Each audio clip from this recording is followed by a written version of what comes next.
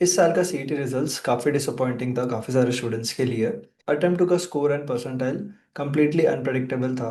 बहुत सारे लोगों का ये ओपिनियन है कि डेफिनेटली इस साल स्कैम हुआ है एंड ऑल्सो बहुत सारे सेंटर्स में माल प्रैक्टिसेस के एविडेंसेस ऑलरेडी है जिसके ऊपर पुलिस कंप्लेंट्स भी है एंड कुछ एक्शंस ऑलरेडी लिए गए थे। एंड सीईटी सेल के साथ ऐसे केसेस ऑलरेडी बहुत बार हो चुके हैं 2015 में, 2021 में एंड 2023 में भी काफी सारे पिटिशंस फाइल किए गए थे बट सारे डिसमिस किए गए।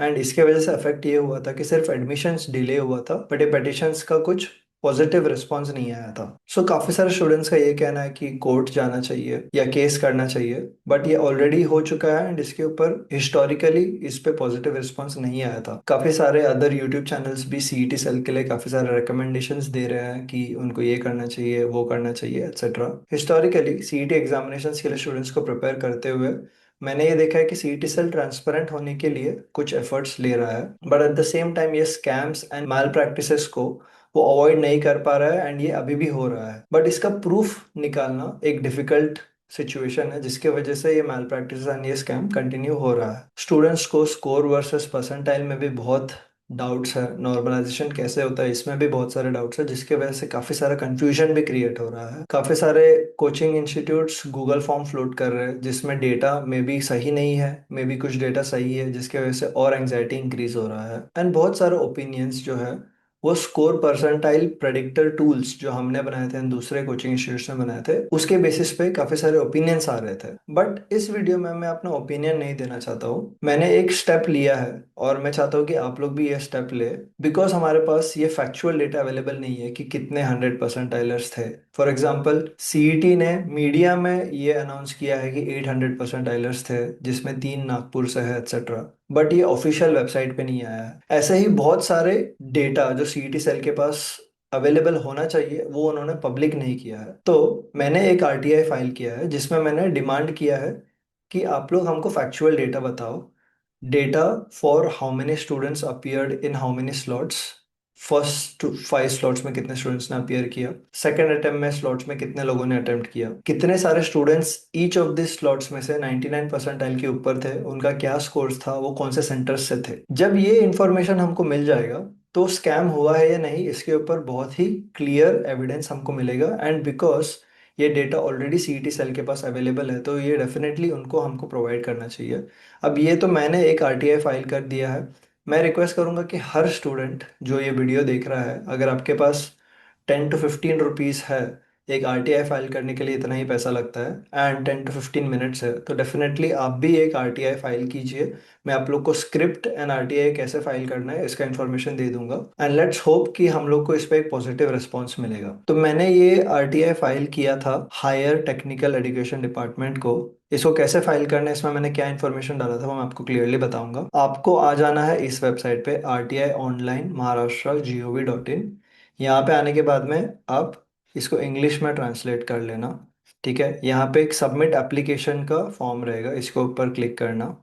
अगेन आप ट्रांसलेट करना इसको इंग्लिश में। देन यहाँ पे इन्होंने सारे डिपार्टमेंट जो है उसका इंफॉर्मेशन दिया है एंड कुछ जनरल टर्म्स एंड कंडीशंस दिया है जिसको आपको सबमिट करना है। नेक्स्ट यहाँ पे आपके email address and phone number डालने के बाद में आपको सिक्योरिटी कोड एंटर करना है। फिर आपके नंबर पे एक ओटीपी आएगा। Now very very important, OTP आने के बाद में इस पेज पे एक एरर है। इस पेज पे ये जो सिक्योरिटी कोड यहाँ पे लिखा है 0IB5, ये डालने की जगह पे आप यहाँ पे जो स्पीकर बटन है इसके ऊपर क्लिक करना बिकॉज ये कोई और कोड बताता है and लिखा हुआ कोई कोई और कोड है। तो जितने बार भी मैं सिक्योरिटी कोड डाल रहा था वो फेच नहीं कर रहा था बट जब मैंने सुन के डाला तो वो क्लियरली फेच कर रहा था। ये ओपन होने के बाद में आपका ये पेज ओपन हो जाएगा जहाँ पे आप राइट टू इन्फॉर्मेशन के लिए फाइल कर सकते हैं। यहाँ पर आपको हायर एजुकेशन अगर क्लिक करेंगे तो department of higher and technical education आएगा, इसके ऊपर क्लिक करना एंड यहाँ पे उच्च व तंत्र शासन विभाग का डिपार्टमेंट आ जाता है। यहाँ पे आपने कोई गलत डिपार्टमेंट भी डाला तो ये लोग आरटीआई वाले इसको रिडायरेक्ट करते हैं टुवर्ड्स द राइट डिपार्टमेंट, तो आप वो कर सकते हैं। एंड इसके बाद में आपको आपका पर्सनल इन्फॉर्मेशन सारा फिल करना है।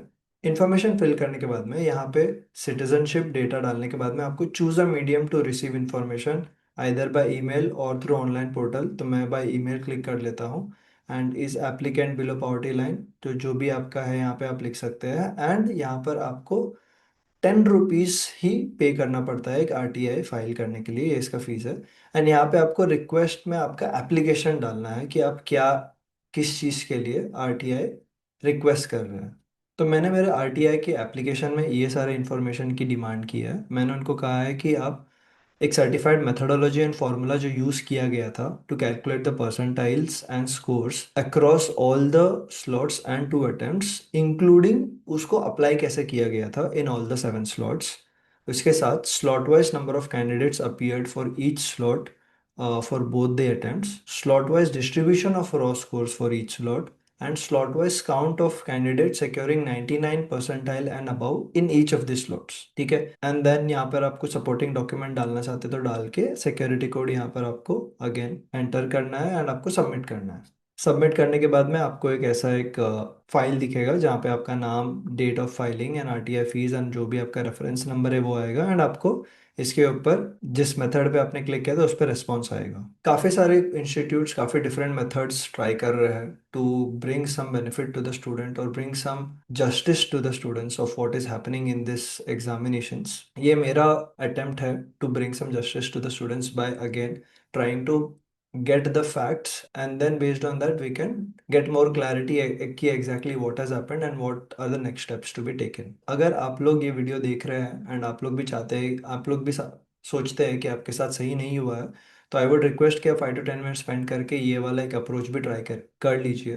बिकॉज सीईटी के एस्पिरेंट्स हर साल बहुत एफर्ट्स डालते हैं। इससे पहले काफ़ी सारे स्टूडेंट्स ने कोर्ट केस किया, बहुत सारे लोग गूगल फॉर्म करके, बहुत सारे हमारे स्टूडेंट्स तो सीईटी सेल में जाके वहाँ पर जो मेन पेपर कंडक्टिंग बॉडी के लोग होते हैं उनसे भी उन्होंने जाके बात किया, बट किसी को भी कोई भी ग्रीवेंसेस के ऊपर पॉजिटिव रिस्पॉन्स आया नहीं है। एंड बिकॉज डेटा उन्होंने शेयर नहीं किया था तो उनके सारे पेटिशंस को खारिज कर दिए गए थे। तो मैं रिक्वेस्ट करूंगा कि इस बार हम डेटा के लिए ही रिक्वेस्ट करें, ताकि उसके बेसिस पे हम लोग केस बना सकते हैं कि okay if this was something correct और this was something incorrect. And अगर हमारे पास डेटा आ जाता है एक बार, तो हम उस डेटा को यूज़ कर सकते हैं एंड मीडिया पे हम लोग शेयर कर सकते हैं एंड मीडिया से हम प्रेशर कर सकते हैं ये बॉडीज को कुछ एक्शन लेने के लिए। हम लोग बहुत सारे न्यूज़पेपर पब्लिकेशंस के साथ कांटेक्ट में है, बट हम लोग उनके उनको अगर कुछ प्रूफ दे नहीं सकते कि कुछ सही हुआ है या गलत हुआ है, या जो भी डेटा हमने यूट्यूब के लिंक से कलेक्ट किया है वो देंगे तो वो लोग उसको वेरीफाइबल नहीं समझते हैं एंड उसको